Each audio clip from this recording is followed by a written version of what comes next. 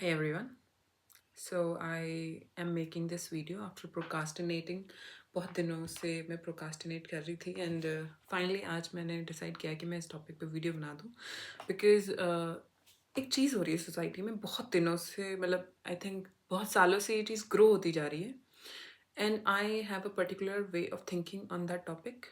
तो मुझे ऐसा लगता है कि अगर मैं उस चीज़ पे वीडियो बनाती हूँ एंड 5 से 10 लोग भी अगर उस चीज़ से सही तरीके से इंस्पायर हो जाते हैं then why not put this word out in the internet अगर कुछ 5-10 लोग भी अगर उस आइडिया से इंस्पायर होकर के अगर अपना थॉट प्रोसेस चेंज करते हैं अपने अपना वे ऑफ नेविगेशन चेंज करते हैं आई think it will be a lot for me.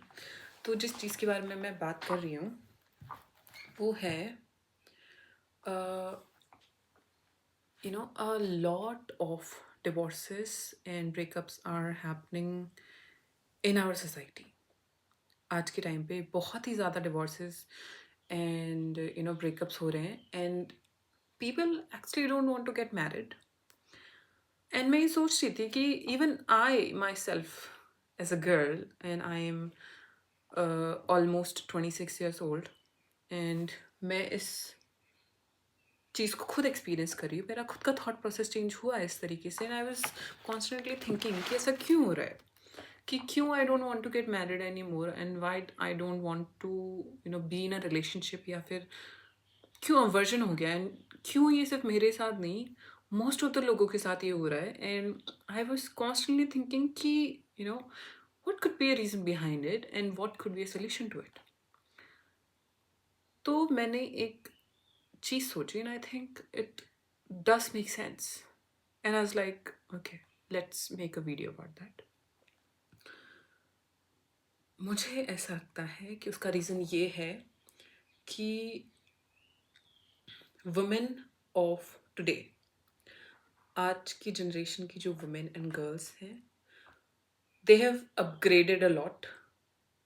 Okay, they have upgraded and changed a lot and they have grown a lot.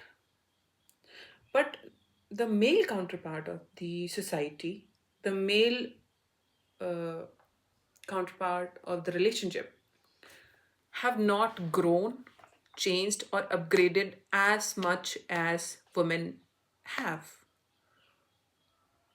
And I think that is the reason इतना ज़्यादा version हो रहा है.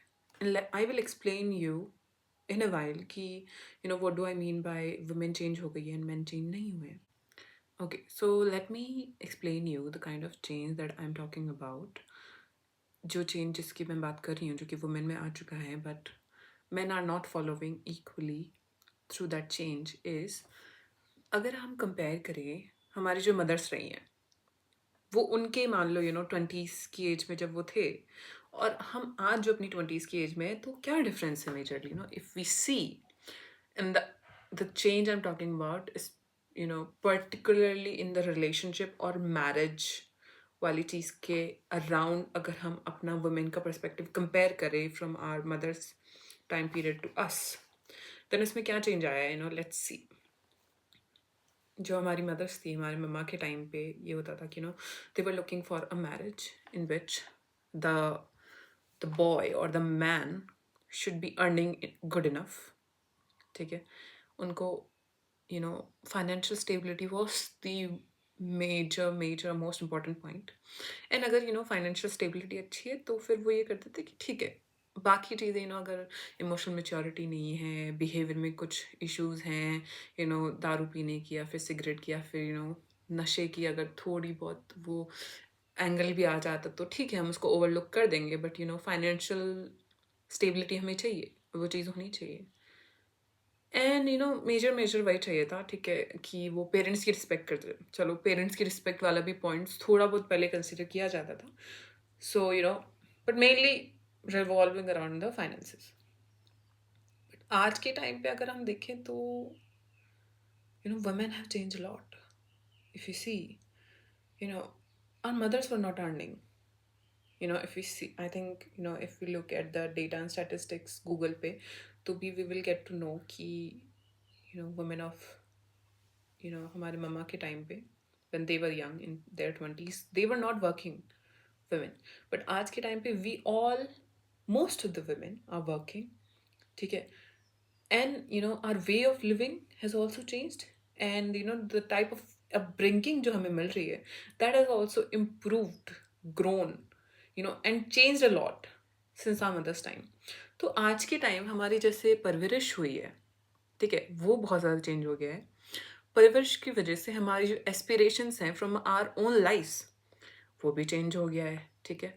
तो अब हमें जब शादी करने की बात आती है, तो अब हम सिर्फ ये नहीं देखते कि फाइनेंशियल स्टेबिलिटी कितनी है बंदे में, सामने वाले इंसान में, जो मेल हम देखते हैं शादी के लिए. तो we don't look only for the financial stability, but हम ये भी देख रहे होते हैं कि और कौन कौन से पैरामीटर्स है जो कि उसमें होने चाहिए.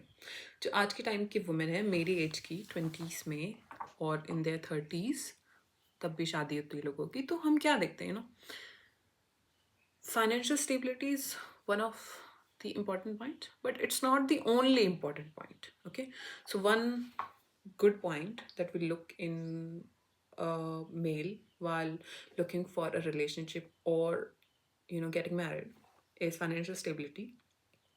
Another thing is emotional maturity and understanding. ठीक है, कि वो हमें कितना अंडरस्टैंड कर पा रहा है वो चीज़, एंड क्या वो हमारी रिस्पेक्ट करता है कि नहीं. ठीक है. अनदर थिंग कि वो हमारे ड्रीम्स, हमारी एस्पिरेशंस की रिस्पेक्ट करता है कि नहीं. Okay, now let me explain you in a little better manner. मेरा खुद का एग्जाम्पल देखिए. सो लेट सपोज, ठीक है, कि I am 26 right now. By the age I am by the age of 27 I am looking for someone from whom I'm supposed to get married with. Okay, तो अब मुझे क्या चाहिए इस बंदे में. ठीक है. And I'll be a working professional by the age of 27. मेरी जॉब लग चुकी होगी and मैं खुद कमा रही हूँ. Okay, let's suppose मेरी 50,000 रुपीज़ में मेरी, मतलब I am earning 50,000 rupees per month. मेरी ऐसी जॉब लग चुकी है, an average job in India. ठीक है. तो सपोज मैं 27 ईयर्स की हूँ और मैं 50,000 रुपीज़ पर मंथ कमा रही हूँ, एंड जितना मैं खुद को जानती हूँ, I am very emotionally mature. मतलब मैं सामने वाले के इमोशंस को अंडरस्टैंड कर सकती हूँ, मैं उसको अच्छे से इंटरप्रेट कर सकती हूँ. I am a good listener and I give great suggestions. ठीक है, and I have great problem solving abilities, and I am really good with parents. I am really good as a partner. I am really good at at having fun. Yeah, in general I'm a really outgoing and fun loving person. तो अब मुझे कैसा इंसान चाहिए? मुझे ऐसा इंसान चाहिए होगा जो कि इधर मेरे जितना या मुझसे ज़्यादा, अगर मुझसे कम भी अगर वो अर्न कर रहा है तो बहुत ज़्यादा कम नहीं, like 30K plus per month उसकी अर्निंग होनी चाहिए. बट आई वुड प्रेफर वो मेरे जितना या फिर मुझसे ज़्यादा कमाता हो. I would prefer that. Okay.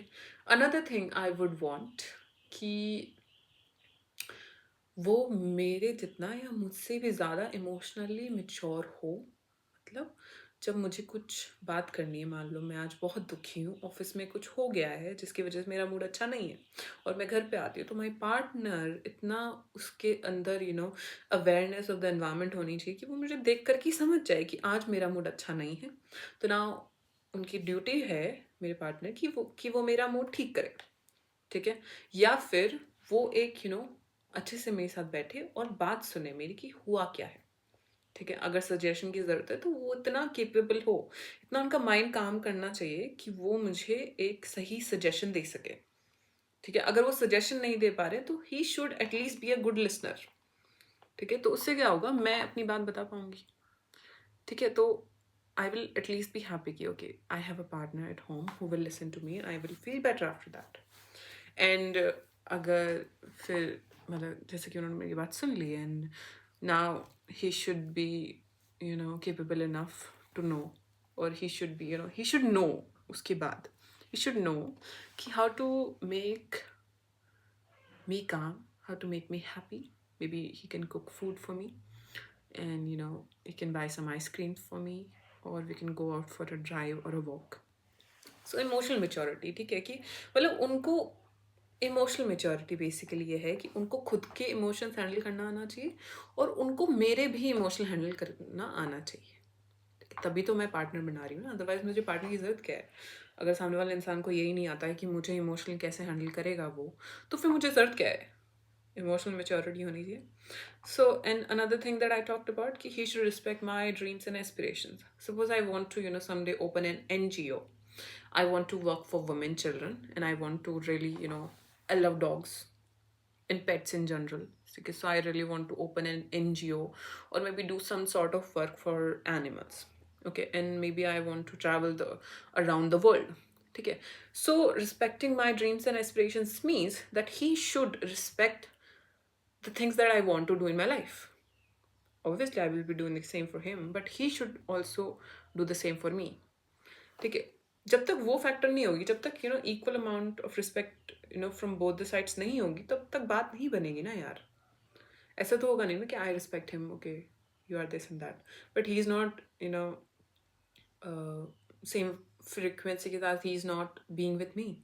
अगर वो मेरी रिस्पेक्ट नहीं करेंगे या फिर वो मेरे ड्रीम्स एंड एस्पिरेशन की रिस्पेक्ट नहीं करेंगे, तो फिर सेंस क्या है? मुझे एक पार्टनर की ज़रूरत क्या है?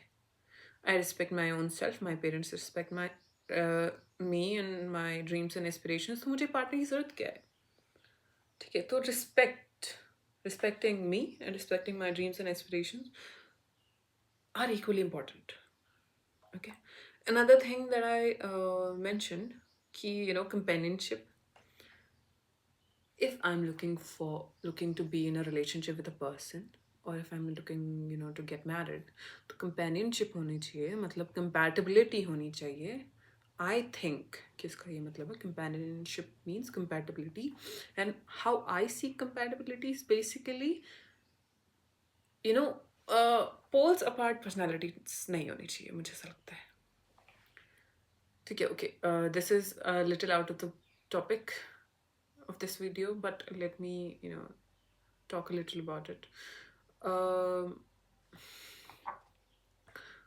Compatibility होनी चाहिए. If I'm fun loving, outgoing person and I really want to travel a lot, so the person should also be enjoying with me in my endeavors.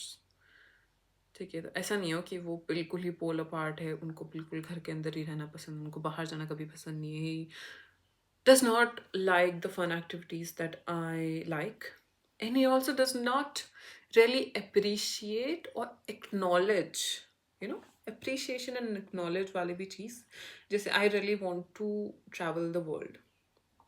ठीक है, तो appreciation means okay कि wow, you really want to travel the world, that's a really great thing, and I would like to be part of your travel journeys. Respecting and acknowledging कि okay, you want to travel the world, you must do it.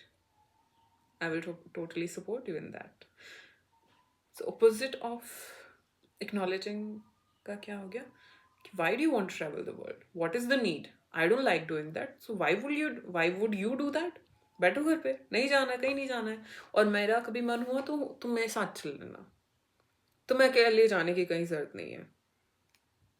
That is companionship, that is compatibility, and that is how I see these two words. And I think होना चाहिए, बिल्कुल होना चाहिए, definitely होना चाहिए.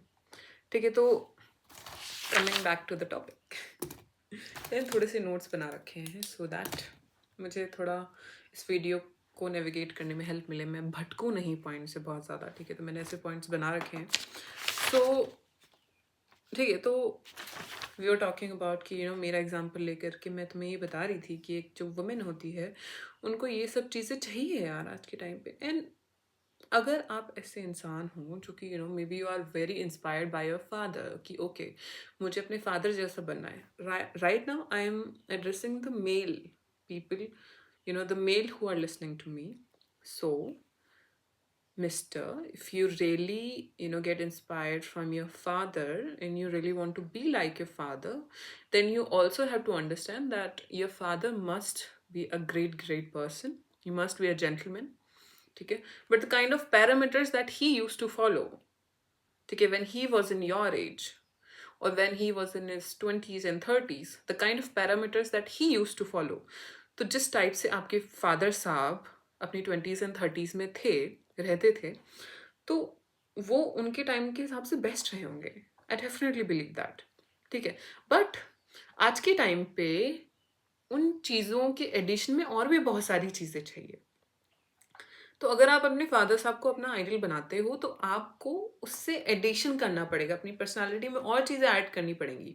अगर आपके फादर साहब ऐसे थे जो कि अपनी आपकी मम्मा को बहुत ज़्यादा फाइनेंशियली सपोर्ट किया है उन्होंने, ठीक है, he was a great companion, ठीक है, एंड दोज टू पैरामीटर्स के साथ your mother was very happy, ठीक है. बट मैं आपको ये कहना चाहूँगी कि जब आप अपनी पार्टनर से अब डील करना चाहेंगे तो in addition to financial stability and companionship, आपको ये भी चाहिए कि आप एक ग्रेट लिसनर हो, ठीक है. आप यू मस्ट, आपके अंदर होना चाहिए ग्रेट इमोशनल मेच्योरिटी, कि आप रियली इंसान को समझ सको, उसके साथ अच्छे से डील करना आता हो, और आप उसकी ड्रीम्स एंड एस्पिरेशंस की रिस्पेक्ट करें. ओके, सो ये सारे पैरामीटर्स भी इन एडिशन में लाने पड़ेंगे, अदरवाइज एक अच्छी कंपेनियनशिप नहीं हो सकती, एक अच्छा रिलेशनशिप नहीं डेवलप हो सकता. And people who get married पुरानी सोच के साथ, they end up in divorces. And आजकल इंडिया में डिवोर्सेस हो रहे हैं. We really need to accept that fact and we really need to make changes accordingly. Now मैंने कुछ सोल्यूशन भी सोचा था, ठीक है. Right now I am thinking from this perspective कि what kind of solutions I can suggest for the male counterpart of the relationship. If I feel कि women के लिए भी कुछ suggestion हो सकते हैं, maybe I can talk about that thing some other day. But today I will be talking about solutions for boys and men. So I think I have divided men and boys into different categories. So till a boy is in 12th, not gone to college, घर पे ही वो अपनी पढ़ाई कर रहे हैं, और वो घर में अपने पेरेंट्स के इंस्पेक्शन में हैं, सॉर्ट ऑफ मोस्टली होते ही हैं. सो इस टाइम तक पेरेंट्स को इंटरवीन करके बच्चे के अंदर ये सारी चीज़ें, ये सारे पैरामीटर्स कहीं ना कहीं डायरेक्टली इनडायरेक्टली डेवलप करने चाहिए. इमोशनल मेच्योरिटी डेवलप करनी चाहिए, लिसनिंग कैपेसिटी डेवलप करनी चाहिए, and they should teach the kid. हमें बच्चे को ये सिखाना चाहिए कि वो कैसे दूसरे इंसान की रिस्पेक्ट करे, ठीक है, वो खुद को एक्सप्रेस कैसे, मतलब बच्चे को ही सिखाएं हम कि दूसरे इंसान की रिस्पेक्ट करो, या फिर आपके मन में अगर कोई थॉट आ रहा है तो उसको कैसे एक्सप्रेस करना है, या फिर कोई अगर आपसे बात कर रहा है तो कैसे उसकी बात सुननी चाहिए, ठीक है. मैनर्स, इन्हीं को हम मैनर्स बोलते हैं, राइट. तो मैनर्स में ये सारी चीज़ें आ गई. तो जब तक बच्चा 12th में है तो आप पेरेंट्स बच्चे को ये चीज़ें सिखा सकते हैं, सो दैट, क्योंकि हम भी चाहेंगे ना जब हमारा बच्चा बड़ा हो और वो रिलेशनशिप में या फिर आए, या फिर मैरिज हो जब उसकी, तो वो एक अच्छा पार्टनर बन के निकले, right. So it is duty of the parents कि 12th क्लास तक पेरेंट्स की गाइडेंस में बच्चा सीखे सारी चीज़ें. मेरा भी भाई है, वो अभी 14 ईयर्स का है, is in 8th, and I M consciously taking efforts. मैं बहुत कॉन्शियस होकर के उससे ये चीज़ें सिखा रही हूँ कि how to be emotionally mature. मुझे भी काफ़ी बार वीडियो देखनी पड़ती है, फिर सीखना पड़ता है कि एक बच्चे को कैसे सिखाते हैं, बट मुझे वो स्टेप लेना पड़ेगा ना, बिकॉज आई वॉन्ट कि वो अपनी अडल्ट लाइफ में एक अच्छा पार्टनर बन के निकले. And the second category of men that I have analyzed is basically are people who are in college now.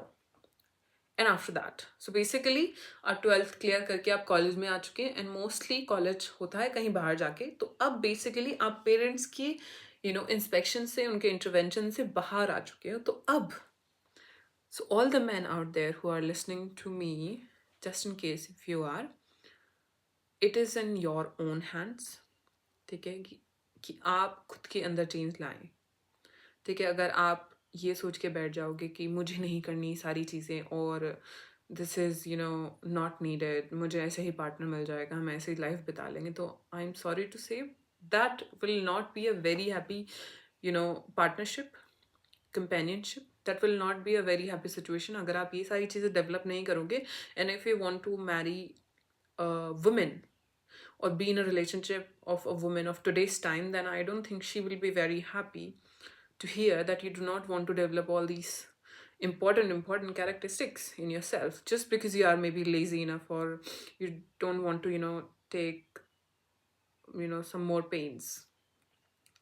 ठीक है, ये सारी चीज़ें डेवलप करने में तो men who are listening to me, I really would suggest you कि आपको खुद को कॉन्शियस एफर्ट होकर के ये सारी चीज़ें डेवलप करनी चाहिए और अगर आप ये पूछोगे कि यार कैसे बनते हैं इमोशनली मेच्योर, तो आप आपके पास फ़ोन है जिसमें आप ये वीडियो देख रहे हो, may be search on YouTube, may be read papers on this, maybe talk to women around you, तो वही आपको बता देंगे कि कैसे दूसरे जेंडर के साथ कैसे वुमेन के साथ आप सही तरीके से नेविगेट कर सकते हो, आप उनके साथ कैसे एग्जिस्ट कर सकते हो, आप बात कैसे कर सकते हो, या फिर अगर कोई आप जानते हो ऐसे वुमेन को who is very intelligent and emotionally mature at the same time, तो आप उनसे पूछ सकते हो कि कैसे बना जाता है emotionally mature, what is actually being emotionally mature.